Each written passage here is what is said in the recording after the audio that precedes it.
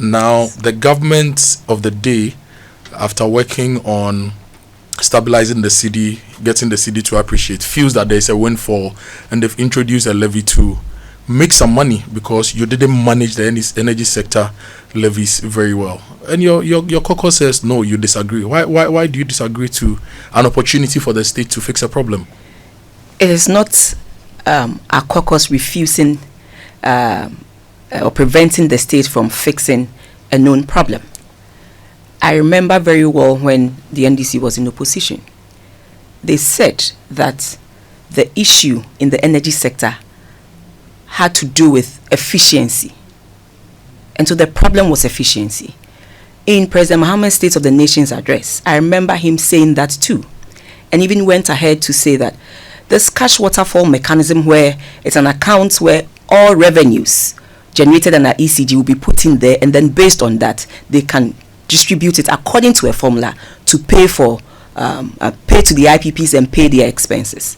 So if it's about efficiency, what have they put in place to introduce efficiency? You start that first before. But in on Tuesday, when they presented that levy, amendment of that levy under a certificate of emergency, you ask yourself, you just presented a budget in March. And then 2 months down the line, you come back and say, there's an emergency, and so I want to do this, I want to do that. What happened to the efficient measures that you said you were going to introduce?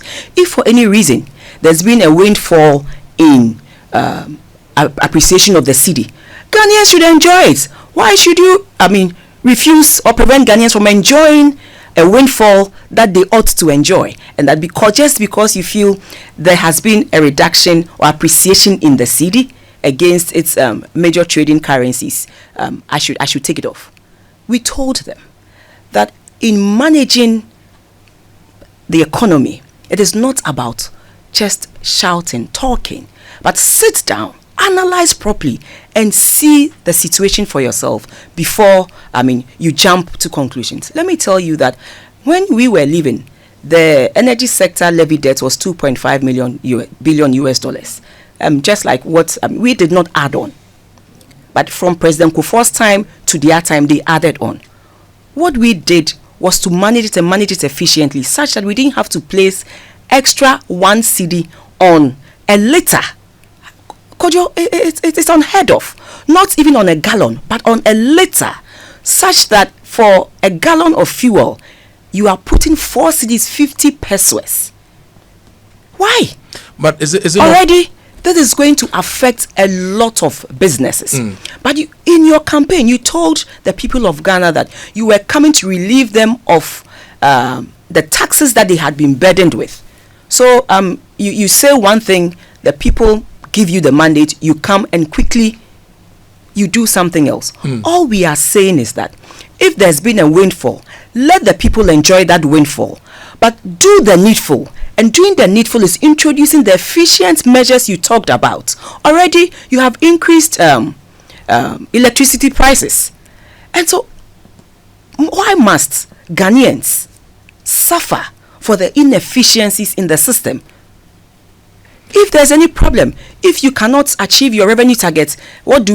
They just increase tariffs, or they increase taxes. When the MPP came into office, yes, for example, fuel prices were around 4, 5, 6 cedis per liter. Yes. At a point, it increased all the way to 23 cedis per liter for diesel. Yes. And I used a diesel car, so yes, I felt it. Yes. Now, this has now dropped to about 11 cedis per liter, 11, 12 cedis per liter.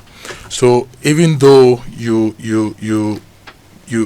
find that it is challenging that the government is adding a levy to the per liter, if you look at the numbers very well, we are actually buying cheaper fuel now. So it's a great opportunity. Yeah. What would you have done differently if you face this challenge? You mentioned that it was 4 cedis 50 pesos first. Yes. And buying fuel or giving fuel to your citizens is a function of a lot of things. Yeah. The currency is part of it, and the trading price of crude on the markets. Yeah. So these dynamics also come into play. And so certainly, when the price of crude increases on the world markets, in a certain period, it will reflect in the prices. Fortunately, we've seen some downward trend, and the cedi is also doing well. So this is a gain. And I'm saying that if there is a gain, why shouldn't Ghanaians enjoy that gain? But if there's a cost, we are quick to pass on the cost to Ghanaians.